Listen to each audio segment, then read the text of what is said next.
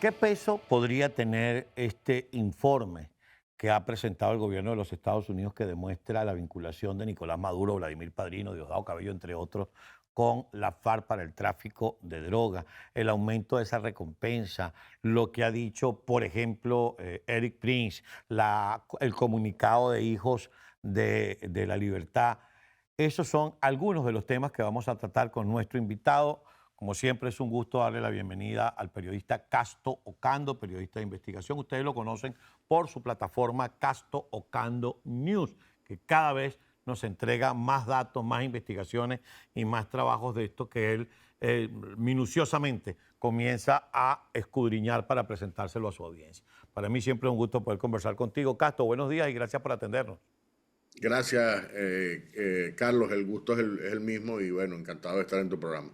Pero vamos a entrar, Casto, con este tema del informe el tema de Nicolás Maduro y su vinculación con la FARC, el cartel de los soles.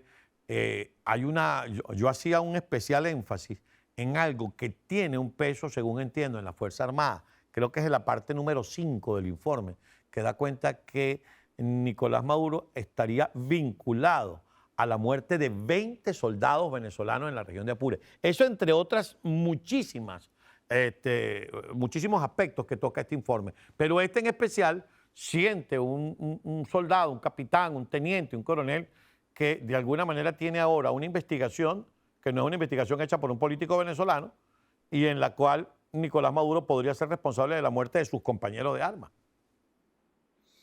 Sí, mira, Carlos, la primera cosa que hay que decir es que no es exactamente un informe, sino una acusación criminal contra Nicolás Maduro, que por cierto fue utilizado como argumento para elevar la recompensa recientemente. El Departamento de Estado citó esa información, esa acusación federal que está, por supuesto, en la Fiscalía de Nueva York desde hace 4 años por lo menos, con una investigación que tiene todavía más tiempo y toda una cantidad de evidencias y de testigos protegidos y posiblemente hasta intervenciones telefónicas, audios, intervenciones electrónicas, etcétera. Y todo esto muestra digamos, la profundidad realmente, y es una cosa muy relevante porque hay gobiernos que dicen, bueno, no, si el problema es electoral podemos lidiar como en Colombia, ¿no? Pero el problema no es electoral en Venezuela, el problema es realmente una organización profundamente conectada o vinculada o haciendo actividades verdaderamente criminales que, como tú mencionaste, ha producido muerte por un lado y luego ha producido un ingreso importante que sostiene a la dictadura, y esta es una de las cosas que estos tipos de documentos revelan, que hace falta que se conozcan más detalles, ¿no? Y que sobre todo la gente que todavía sigue como aliados conozcan, o por lo menos que salga la evidencia a flote para que todos puedan evaluar verdaderamente la dimensión del problema que tenemos en Venezuela. Ahora, una cosa, como dice un amigo mío, una cosa es con arpa y la otra es con violín. Porque si bien sabíamos que el 10 de enero no necesariamente era el día clave, sí sabemos que el 20 de enero va a traer otras luces, otras direcciones, o va a profundizar las direcciones que ya se tomaron, por las razones que ya conocemos. A partir de hoy comienzan las audiencias en el Senado para la confirmación del nuevo gabinete del presidente Trump. Por lo menos hoy está el secretario de Defensa, que ha sido muy polémico, pero que ayer recibió el respaldo de por lo menos 500 veteranos y oficiales que marcharon hasta el Capitolio para darle su respaldo ante el Senado de los Estados Unidos. En este particular, y luego creo que es mañana o pasado la de Marco Rubio y luego la del Homeland Security, es decir, se está conformando un equipo que, más allá de que está siendo conformado para el manejo de la política de Estados Unidos, obviamente dentro de la política de los Estados Unidos está ser un país seguro frente a amenazas como Venezuela.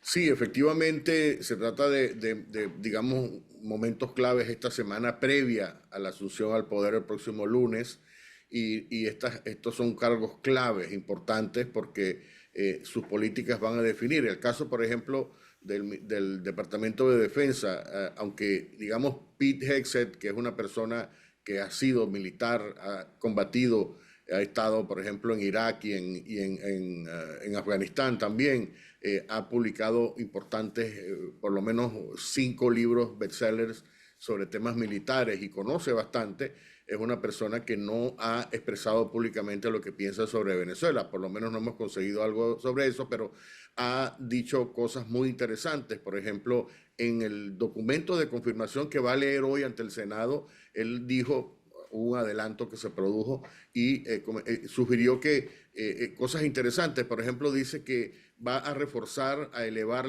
digamos, el liderazgo militar de Estados Unidos. Él dice, los soldados de Estados Unidos son unos guerreros, tienen que volver a convertir a Estados Unidos desde el punto de vista militar en una potencia respetada, ¿no? Luego viene el tema de que todos los liderazgos que están en contra de Estados Unidos, que están mirando las leyes, van a rendir cuentas, van a tener que rendir cuentas. Ese es otro mensaje directamente, digamos, al corazón de los conflictos, pero también salpica a Venezuela. Y luego está la política que Trump quiere establecer y la razón por la cual tiene esta persona, que por cierto es el más joven secretario de Defensa en muchos años. Tiene 44 años, Pete Hegseth, una mentalidad muy distinta, no es un militar de carrera y luego tiene estas ideas que Trump quiere promover, una de las cuales es la utilización de los recursos militares para la lucha contra los carteles de la droga en América Latina. Entonces, ahí también va a haber una reformulación de las estrategias desde el Comando Sur, por ejemplo, que es uno de los organismos del Departamento de Defensa que coordina todas las políticas. Hay que esperar todavía quién va a ser el secretario o el subsecretario para América Latina del Pentágono. Pero, en fin, viene definitivamente un cambio radical dentro del Pentágono y estoy seguro que ese cambio va a tener una manifestación en el tema de la crisis de Venezuela. Esto definitivamente tiene un peso, Castro. De no tenerlo, el régimen no estaría montando show para llamar la atención y tratar de llevar el foco hacia otros escenarios y que se distraiga de lo verdaderamente medular. ¿Qué información manejas tú con relación a eso? Porque se ha filtrado que sí hay una suerte de la palabra no es, porque decir que hay descontento en la Fuerza Armada sería llover sobre mojado. Todos sabemos que Maduro le ha caminado por encima de la voluntad de la Fuerza Armada y ha impuesto la política de padrino. Pero ¿qué información maneja acerca de lo que pudiera estar pasando internamente en Venezuela?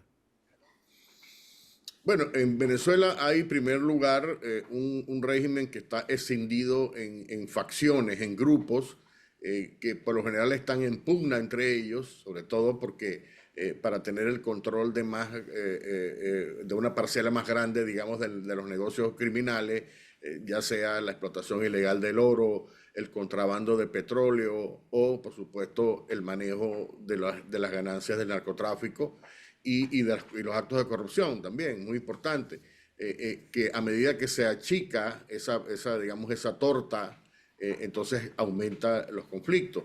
Y una de las características que funciona en Venezuela es que todos los militares que están en el alto mando, incluso los oficiales que están en la DIGESIM, que es el organismo represor, en el SEBIN, todos tienen beneficios económicos extras por la labor que cumplen para mantener y sostener el régimen. Es decir, es una acción que se premia, ¿no? Una especie de soborno, digamos, una especie de pago de las lealtades, ¿no? Que en un negocio, en una estrategia donde si no hay dinero, por supuesto, las lealtades se quiebran y esos beneficios no terminan bajando lo suficiente, se quedan en esa pequeña, digamos, cuadrícula de dirigentes, no baja hacia el resto y eso genera, por supuesto, una cantidad de resquemor. Por eso es que el régimen está constantemente vigilando los mensajes, cómo se comunican, las comunicaciones de los soldados, etcétera. Por eso es que se ha producido una cantidad importante de disensiones, de deserciones, perdón. La gente se va simplemente, ahora en diciembre se fue un gentío, porque le dieron un permiso, mucha gente no regresó, y digamos, la motivación también está, la moral está a un nivel muy bajo, y todos estos son factores que van influyendo, y en el momento en que comience, digamos, una presión significativa, no hay razones para pensar que estas lealtades no se quiebren digamos, al más mínimo intento de presión fuerte. Y esto es lo que, así como yo percibo, ¿no? La Fuerza Armada tiene, y la razón por la cual Maduro ha comenzado a contactar o a depender de otros grupos externos como la guerrilla colombiana, por ejemplo, los grupos de Hezbollah que se dice que están aliados, es porque no confía en la Fuerza Armada, porque en el momento de sacarlos a la calle puede convertirse en digamos, en una gran interrogante. Van a apoyar, van a disparar en contra, en fin, ¿no? Y yo creo que eso es el tema fundamental. Por eso es que cuando el presidente Edmundo González comenzó a dirigir el mensaje a la Fuerza Armada y María Corina, la reacción del régimen fue, digamos, todos los comandantes comenzaron a hablar en contra de... Es decir, ellos sienten esos mensajes están llegando más de lo que ellos quisieran. Tengo que hacer la pausa. Veía una de tus piezas audiovisuales en tu canal Castocando News en la plataforma YouTube y lo titulabas, creo, algo así como que comenzó la temporada de caza y captura. ¿Por qué? Por la elevación del monto de la recompensa. A eso le agregamos que el senador Scott se ha convertido prácticamente en el adalid de la búsqueda de aumentar la recompensa a través de su ley Stop Maduro. Yo quisiera que al regreso habláramos de eso, porque está yo nunca ni lo he promovido, pero tampoco lo he negado, la existencia del ejército de Eric Prince, y te escuchaba hablar de Hijos de la Libertad. Quisiera que al regreso habláramos de eso, y si eso es una posibilidad real, sobre todo porque hay que decirlo, el presidente Nayib Bukele se ha puesto hasta bromista con estas cosas. ¿Hasta qué punto es broma? ¿Hasta qué punto no? Esta captura que hicieron de $100 millones en cocaína recientemente, hace apenas creo que menos de 48 horas, tiene algo que ver con esto. Al regreso con nuestro invitado, el periodista Casto Ocando. Y antes de irme a la pausa, le hacía yo referencia a Casto a su pieza de este fin de semana denominada Temporada de Caza o Tiempo de Caza y Captura. Y hacías comentarios con relación a Eric Prince, hacías comentarios con relación, creo que se llama así, Hijos de la Libertad, que es otro ejército privado. Y yo ahora te agrego las bromas, entre comillas, del presidente Nayib Bukele diciendo paciencia, sale comiendo arepa, sale viendo por la puerta de un avión, y la incautación de por lo menos $100 millones en droga. Todo esto tiene relación. ¿Qué posibilidad hay de que eso llegase a concretar las diligencias del senador Scott? Bueno, lo que yo estoy tratando de explicar es que en el momento, es decir, todas estas personas sobre las cuales se le aumentaron la recompensa y mucho más, recordemos que hay 18 personas, de las cuales 15 son altos funcionarios del régimen de Maduro y 3 del Tren de Aragua. Todas esas personas tienen recompensas de diferentes organizaciones. En el caso, por ejemplo, de Maduro, Padrino y Diosdado, Departamento de Estado, pero también Homeland Security tiene recompensas, el FBI, la DEA por su lado. Es decir, que hay una cantidad de personas sobre las cuales hay, por supuesto, con recompensa en dinero y hay acusaciones criminales. Entonces, cuando el gobierno emite ese tipo de recompensas es porque está esperando capturar, ¿no? Y está estimulando la entrega de información o la ayuda, ya sea a través de información o físicamente, digamos, provocar la entrega de estas personas. Y esto es una de las cosas que se va a activar a partir de ahora con mucha más fuerza, sobre todo porque ya el régimen no tiene esa, si se quiere, para muchos países, esa protección, porque ya es un gobierno ilegítimo, ya es una dictadura, se apoderó y además atentó contra contra un presidente que fue electo popularmente, ¿no? Una cosa que han rechazado países que antes eran sus aliados. Y naturalmente, digamos, fuera de Venezuela, esto significa que cualquiera de estas personas que salga puede ser capturada en cualquier circunstancia. Estas personas no van a salir de Venezuela, esa es la primera consecuencia. Y luego, y si lo hacen, por supuesto, se arriesgan a digamos, a estos operativos que montan las agencias de Estados Unidos con participación privada, ¿no? Como ocurrió, por ejemplo, con Alex Saab. Alex Saab estaba tratando de salir escondido en vuelos donde no aparecía su nombre en el manifiesto de vuelo, etcétera, y finalmente fue capturado porque se descubrió, ¿no? Y esta es una de las cosas que más teme al régimen. Hay organizaciones especializadas y luego hay equipos dentro del gobierno que tienen ese tipo de... La otra decisión, y es una decisión, digamos, específicamente política, es ya provocar o producir operaciones de tipo intervención, o sea, de captura, por ejemplo, como se produjo o como se ha producido en el caso de Bin Laden, por ejemplo, si eso va a producirse en Venezuela para producir la captura. En el primer gobierno de Trump hubo un intento de hacer ese tipo de operaciones, pero naturalmente en ese momento la administración, el Pentágono, evaluó que el liderazgo opositor no era lo suficientemente sólido como para, digamos, manejar un país con estos operadores o estos capos descabezados, ¿no? Entonces, pero ahora la situación es enteramente distinta. Ujú. Y yo creo que esto pudiera, o sea, yo creo que esto puede ser el inicio perfectamente a partir del 20 de enero, y además con el incremento que se espera que se produzca de la recompensa contra Maduro a 100 millones. Ha habido un, vamos a llamarlo un chisme, porque más que un rumor es un chisme, que había cierto distanciamiento entre la oposición venezolana y el presidente Trump, pero y que incluso no había acercamiento del equipo de María Corina con el presidente Trump. ¿Tú tienes datos en ese sentido?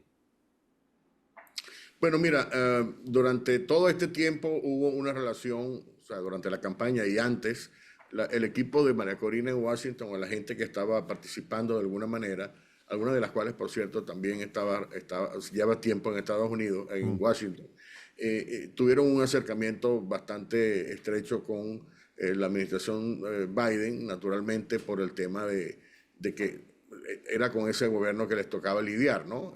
Lamentablemente no pudieron influir en el tema, por ejemplo, de las entregas de los importantes presos como Alex Saab, como los narcosobrinos, no pudieron parar, por ejemplo, el tema de las licencias para Chevron, incluso había algunos elementos dentro del equipo de asesores que apoyaban el tema de la licencia de Chevron, diciendo, nos conviene que Chevron siga operando porque vamos a necesitar a Chevron para el futuro. Yo decía, pero no tiene sentido, es decir, le estás ayudando a mantener el régimen, ¿no? Ujú. En fin, y había una excesiva, diría yo, relación estrecha con el grupo de Biden y descuidaron por completo el tema de Trump durante la campaña, ¿no? Y esto también, hay que decirlo, es un tema de varios de los asesores que tenían una cierta inclinación hacia la formulación ideológica de los demócratas y tenían como una especie de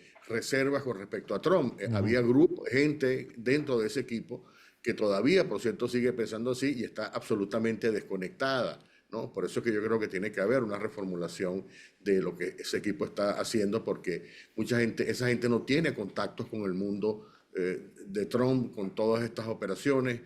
Se quedaron demasiado marcados por su inclinación demócrata y esto realmente va a ser un problema que hay que resolverlo. Es decir, lo que viene ahora en adelante es la alternativa de Trump, le guste o no le guste a quien quiera que sea en la oposición, y tiene que haber naturalmente una redefinición, tienen que estrecharse los lazos con el grupo de los que va a estar en el mando en este Ahora, momento. pero según entendemos, pudiera existir una línea directa entre María Corina Machado y Marco Rubio. Mira, ha habido comunicaciones, yo no conozco los detalles específicos. Naturalmente, en este tiempo de preparación no ha habido tanta comunicación porque en eso Marco Rubio, y no solo Marco Rubio, sino todos los políticos en Mm. general, se mantienen, digamos, convenientemente muy discretos porque no quieren afectar el tema de la nominación, ¿no? Ujú. Marco Rubio no va a tener problemas en ser confirmado el miércoles, pero hasta ese momento él no ha querido expresarse y es natural, es lo que suelen hacer, digamos, las personas nominadas que van a enfrentar un escrutinio del Senado para ser confirmados en sus posiciones. Yo creo que a partir del lunes vamos a ver, por supuesto, un Marco Rubio mucho más activo.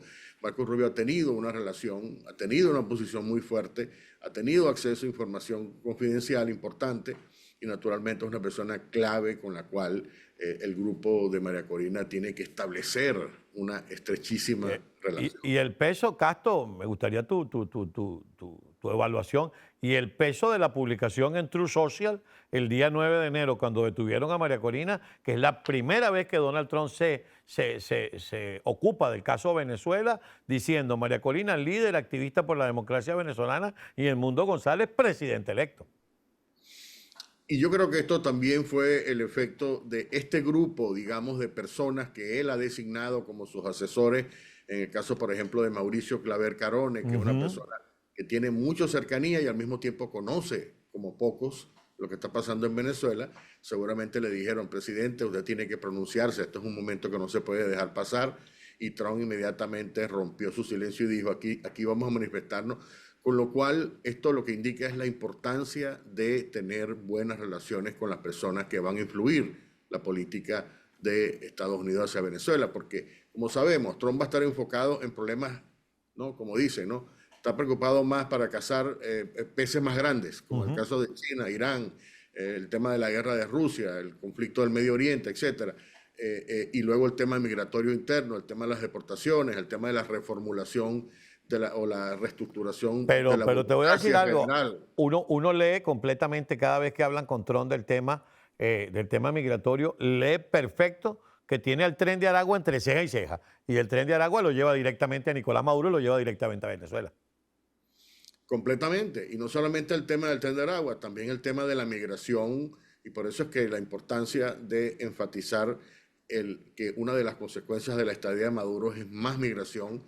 Y esto es uno de los temas que convierte a Maduro también en una amenaza a los ojos de esa política de Trump. Entonces estamos hablando de temas sensibles que la oposición debería estar promoviendo, debería estar conduciendo y definitivamente tiene que ampliarse el equipo de María Corina en Washington, porque en este momento habría que estar haciendo cabildeo, habría que estar discutiendo temas específicos. No hay nadie, o sea, hay personas, hay organizaciones promoviendo ciertos temas, pero sobre todo beneficios migratorios, el tema de cómo lograr, que ya se logró la protección del TPS, etcétera. Pero aparte de eso, ¿no? Una acción específica para cautivar estos nuevos liderazgos en el Congreso, en el Senado, por ejemplo, que no necesariamente son aliados, automáticamente no son aliados. Hay que explicar todas estas ideas que pueden estar surgiendo. Necesitas de abrir vías para ampliar las conversaciones, y esto es exactamente lo que está faltando en el equipo de María Corina en Washington. Bien, te agradezco mucho, Castro. Pudiéramos estar conversando todavía mucho más y estoy pendiente como siempre. Y les invito a ustedes, amigos, que estén bien pendientes de todo lo que Castro está publicando en sus plataformas, tanto en Instagram, en la red X y en su canal YouTube, Castro Ocando News. Gracias, Castro. Un placer estar contigo como siempre. Igualmente, Carlos, un saludo.